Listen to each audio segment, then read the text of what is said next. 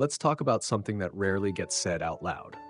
For many people, success doesn't bring relief, it brings discomfort. Not because something went wrong, but because something fundamental changed. You reached stability, you reached competence, you reached a level where survival is no longer the main concern. And instead of peace, you feel uneasy. That confuses people. You worked hard for this, you sacrificed, you endured. This was supposed to be the part where things finally feel lighter, but instead, you feel exposed, unanchored, slightly lost. That's because freedom doesn't just remove pressure, it removes structure. For a long time, your life was organized around necessity. Bills to pay, goals to hit, problems to solve. Pressure gave you direction. Struggle gave you identity. You knew who you were because you knew what you were fighting. Success changes that quietly. When pressure eases, the noise fades. And in that silence, a question appears that pressure kept away. If I'm no longer struggling, who am I now? That question is unsettling. Many people mistake this feeling for ingratitude. They tell themselves they shouldn't feel this way, others would be grateful, others would be happy. So they push it down and keep moving. But the discomfort isn't ingratitude, it's disorientation. You spent years building a version of yourself that could survive difficulty. Discipline, resilience, endurance, those traits served you well, but they were shaped by constraint. Freedom doesn't reward those traits immediately. It asks for something else, choice. And choice is harder than struggle. When life was heavy, decisions were simple. You did what you had to do.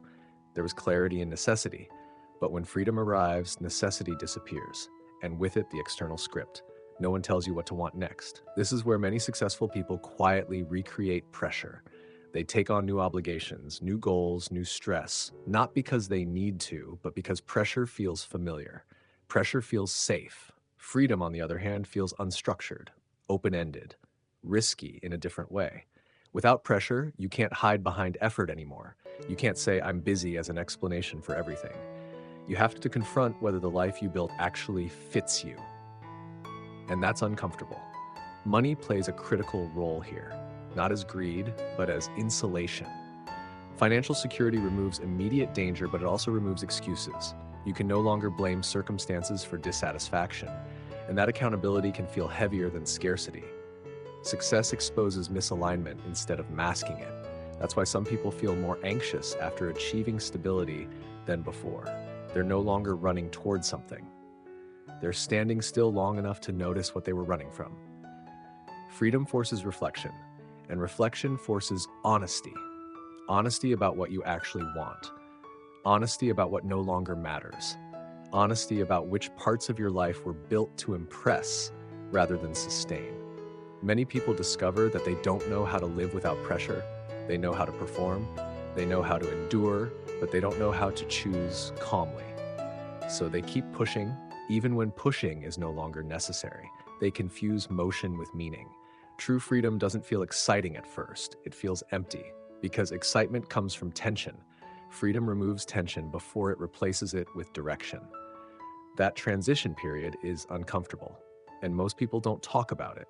A life built around struggle gives you instant purpose. A life built around freedom requires you to define purpose yourself, and defining purpose is far more demanding than chasing it. This is why freedom feels scary after success. It removes the identity that was shaped by survival, but it doesn't immediately give you a new one. You're left in between.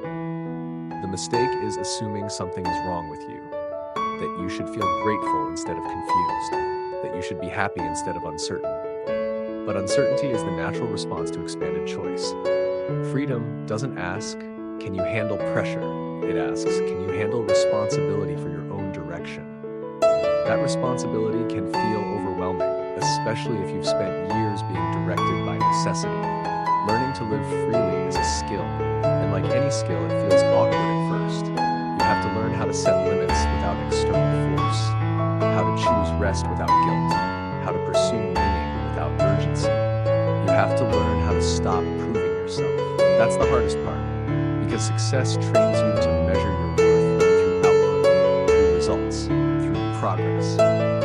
Freedom asks you to measure your life through coherence instead, through whether your days feel inhabitable, through whether your energy returns, through whether your choices feel honest. Some people retreat from freedom because it threatens the version of themselves that earned success.